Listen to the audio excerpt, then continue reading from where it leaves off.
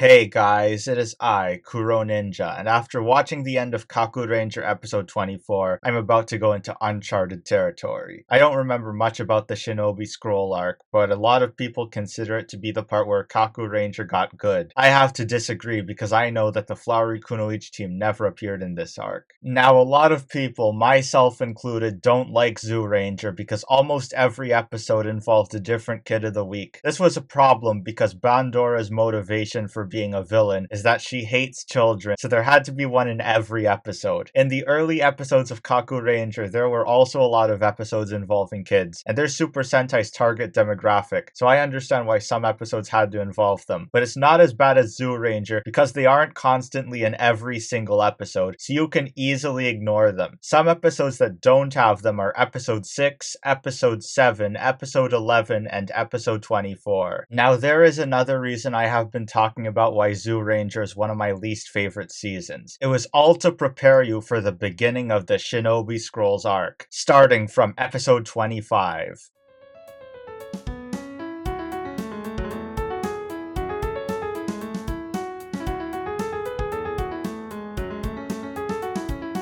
You see, episode 25 is the beginning of Act 2 of Kakuranger. It starts in a mountain with a lot of wildlife. The scroll turns a butterfly into a girl with the appearance of Mei from Kyoryu Sentai Zyuranger, and she is tasked with finding Sasuke to lead him to the scrolls. She does find him, but then Gasha Dokuro attacks Sasuke. He knows that the Kakurangers are going after the scrolls, but he sent his own forces to deal with them. Anyway, Sasuke is brought to safety by the butterfly, whose name is Reika. She tells Sasuke that she has been sent to take him to a scroll, but first they end up doing a lot of sightseeing. Suddenly, the two of them are attacked by the yokai of the week, Itan Momen, who mortally wounds Reika. Sasuke tries to help her, but then she reveals her true nature as a butterfly and dies, but not before telling him where to find the scroll. Now, the message that Sasuke learns from this is that he's not just fighting for humanity, but other living things. However, this episode to me represents something else. To me, it kind of represents growing up. Back when I first started this channel, I was very naive and immature, and I was trying to ride the success of someone else, someone who had gotten acknowledged by Mei's actress. It wasn't until the next year when I realized that this kind of mindset was holding me back, and if I wanted to climb my way to the top, I was gonna have to do it myself. This is what this episode reminded me of when I watched it again. Reika seems to represent the fragile, childlike curiosity that most of us have when we're in a new undiscovered territory. This might be why the higher powers cast Terra Ranger's actress in her role. After all, Zyuranger is the season known for its focus on children. I think this also parallels how the Kakurangers have been traveling across different towns, and the yokai of the week happened to be in that town when the Kakurangers were there. But now the Kakurangers can't afford to go sightseeing. Now they have to find the scrolls before Daimao returns. Anyway, Sasuke manages to get the scroll and unlocks God Saruder. He is then joined by Tsubasa Maru and Muteki Shogun, and together, they defeat Itan Momen in his giant form. Overall, this episode was okay. Even though it focuses on the Red Ranger, and it also brought back some bad memories, it's still a good episode. It's also important to watch if you want to understand the full story. But the best is yet to come.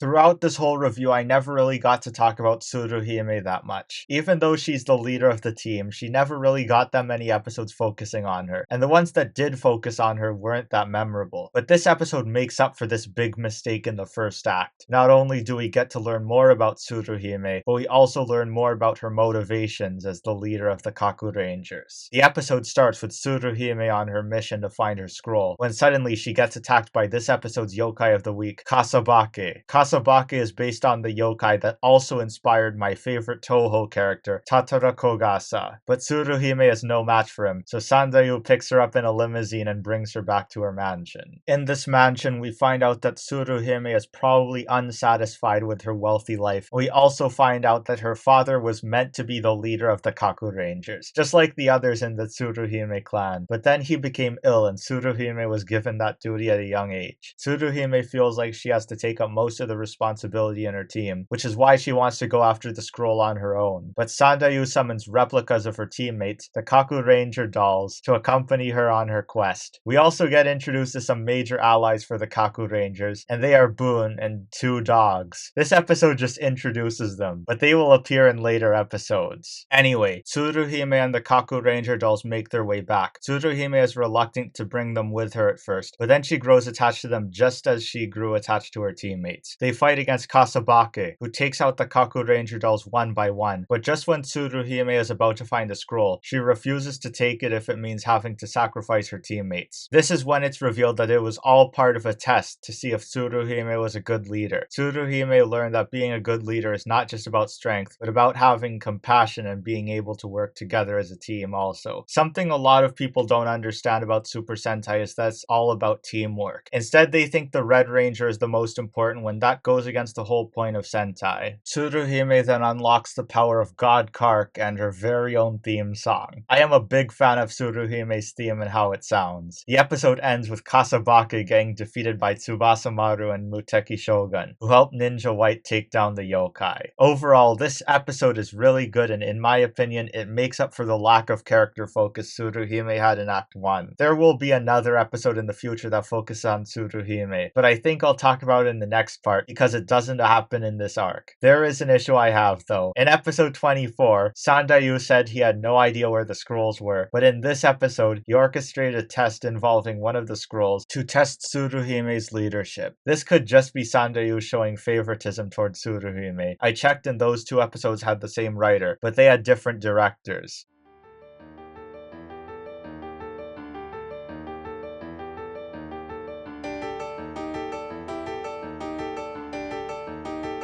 I've noticed that whenever there's an episode focused on Saizo or Seikai, it's not really an important episode to watch, but this episode focuses on the two of them. It starts with the two of them fighting against Young Noble Jr. and some Dorodoros, when suddenly they are interrupted by Nue, a very powerful yokai who's also one of Daimao's generals. I've had my own encounters with Nue when I was celebrating my 5-year anniversary, but it was a different version of this yokai. Anyway, Nue is a very cruel yokai. Even the Dorodoros are scared of him. He uses his power to turn Seikai and Saizo into Kappa. Not just Kappa, but the lowest of the Kappa. And the only way to turn back to normal is for one of them to kill the other. Seikai and Saizo decide to continue searching for their scrolls to turn back to normal, which brings them to a town. However, they suddenly become more Kappa-like, which causes the townspeople to bully them. Then they almost end up fighting each other, but decide to confront Nue together. Young Noble Jr. and the Dorodoro stop by to watch the fight, and something interesting starts to happen. The Dorodoros start cheering for Saizo and Seikai, and when Nue takes them down, the Dorodoros help them back up by gathering water and pouring it on their heads. This allows them to kick Nue into a wall, undoing their transformation and making them human again. Muteki Shogun then shows up, but Nue defeats him easily. And to make things worse, Tsubasa Maru doesn't show up for some reason. I think Tsubasa Maru might also be scared of Nue. However, the Shinobi Scrolls then rise up from the underground. Ninja Yellow unlocks the power of God Kumard, and Ninja Blue unlocks the power of God Logan. Together, they defeat Nue, but instead of finishing him off, he ends up falling into a pit. Now, with 4 scrolls found, this leaves Jiraiya the last one who has yet to find his scroll. I'm a little disappointed that Saizo and Seikai had to share the spotlight when Sasuke and Tsuruhime got to go solo in their episodes. But the good news is that my favorite member of the Kakurangers, Jiraiya, has 2 episodes focused on him, and those 2 episodes are up next.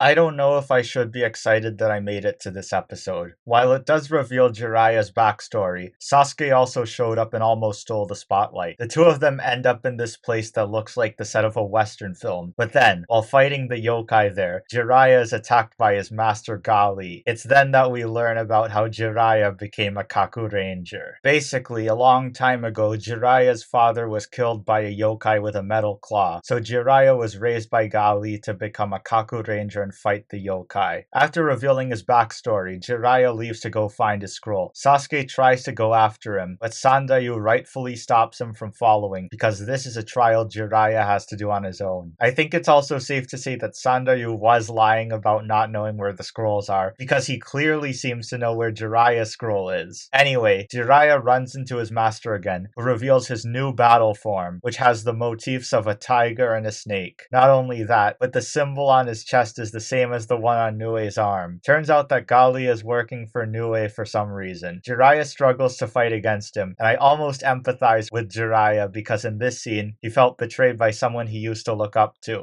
Just when Gali is about to finish off Jiraiya, Sasuke returns, unfortunately. I'm not a fan of Sasuke appearing in this episode when he already got his scroll, and this episode is supposed to focus on Jiraiya. It's then after the fight with Sasuke that Gali reveals his glove, which has a metal claw on it. The same metal claw that killed Jiraiya's father. Now knowing what happened, Jiraiya charges at Gali and the episode ends at a cliffhanger. Now before rewatching this episode, my memory was a bit fuzzy, so I thought that Gali was Jiraiya's father. It turns out that I was wrong, but Gali is portrayed by Sho Kosugi, who is Kane Kosugi's father, and as you know, Kane Kosugi portrays Jiraiya. So I think I was onto something.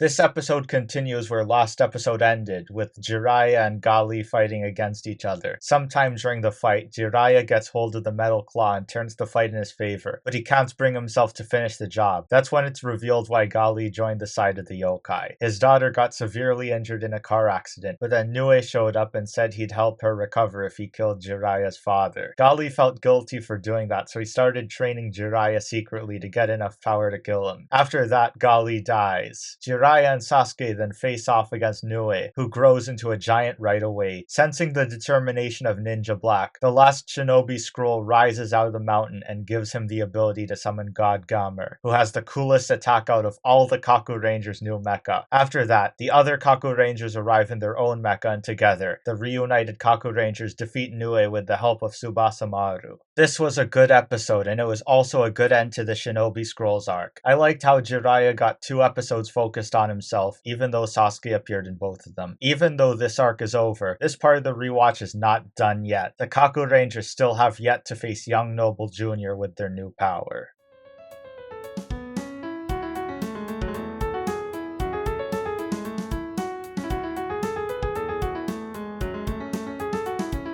One of my biggest complaints about the earlier parts of Kakuranger was the lack of focus on Tsuruhime, but it seems like things have gotten better. Episode 26 brought us Tsuruhime's backstory, and in this episode, her character starts to grow even more. The Kakurangers start things off from where we left off in the last episode. They face off against Gashadokuro and almost take him down with their new mecha. Things are going in their favor until a new general of the Yokai Army Corps appears, a samurai named Hakumenro. Hakumenro takes the Kakurangers down, but then his mask is removed by one of Sasuke's shurikens, and Tsuruhime is shocked when he sees his face. Now here's the thing, I was so immersed in the story of Kakuranger that I almost forgot about this part. In episode 26, when they were talking about how Tsuruhime's father passed away from illness, I completely forgot about it. So I was genuinely shocked when the plot twist happened, even though I should have already known about it. I am rewatching this season after all. Sandayu then reveals how Tsuruhime's father went to fight Daimao a long time ago, along with Taro and Jiro. And no, I'm not talking about those two. The two of them were Tsuruhime's adopted older brothers, but they disappeared years ago. Tsuruhime seems to be worried about her father being on the side of the yokai and needs some time alone. Meanwhile, Gashadokuro is suspicious of Hakumenro and thinks he's up to something, but he's mostly bitter that Daimao seems to favor Hakumenro more than him, even though Gashadokuro is Daimao's son. Gashadokuro then tells Hakumenro that he wants to see him finish off the Kakurangers to show that he's not a traitor. More importantly though, Dr. Yugami has returned after 10 episodes of doing nothing. Later, Sandayu meets up with Hakumenro, who tells him to do something for him. Sandayu then rounds up his apprentice Bun and his 2 dogs and has them on standby for something. The Kakurangers then run into Hakumenro again. Tsuruhime then joins them, and she has reassured herself that her duty as a Kakuranger is to protect protect the people, even if it means she has to fight against her own father. Unfortunately, Hakumenro defeats the Kakurangers, leaving Tsuruhime the only one left standing. Even though it's another cliffhanger, this is a good episode just like the others in this arc. There's the looming threat of Daimao coming back, and we also got the debut of a new villain. Let's see how the Kakurangers come back from this.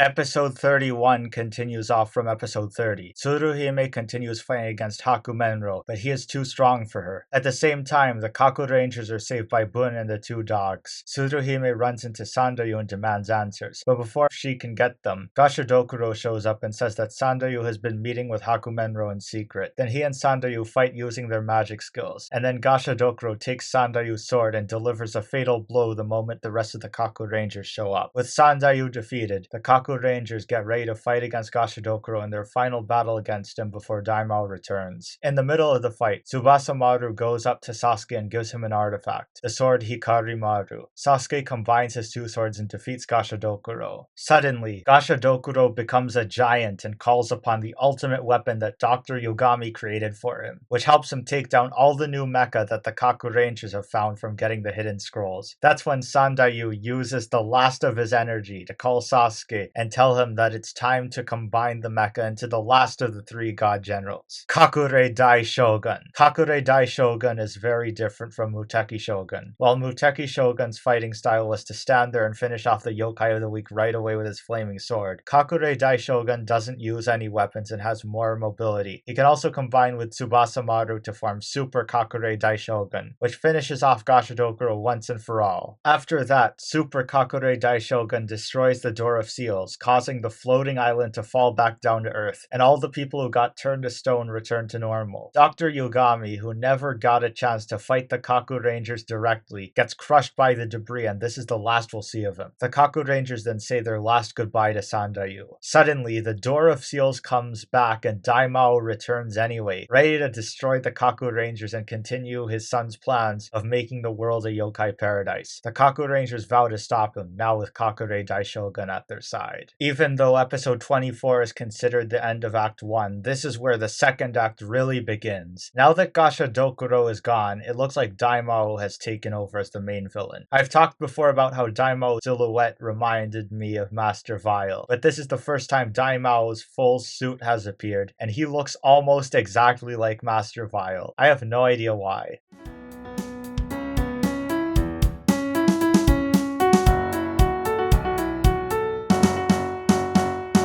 From watching these episodes, I could tell Kakuranger was starting to get more serious. The narrator wasn't there anymore, and instead, the yokai of the week were the ones talking about themselves. I could tell how serious things were getting, with the Kakurangers now on a time limit, with their goal being to stop Daimao from being brought back before everyone in the area turned to stone forever. Now, with this being the second act, it was certain that the Kakurangers would be getting new power-ups, and those power-ups were the hidden scrolls to summon their new mecha, and Sasuke's new sword, Hikarimaru. But keep in mind, these are very powerful artifacts. Now there's this guy who makes really good videos that go into detail about the different seasons of Kamen Rider, and I really like his videos. In fact, one of those videos is what inspired me to rewatch every episode of Kakuranger and make a review of the season. One thing I don't like is when he's talking about a new artifact being introduced. He talks about these artifacts like there's something you can just buy at a store and play with, but these artifacts hold a lot of power, and some of them are very dangerous.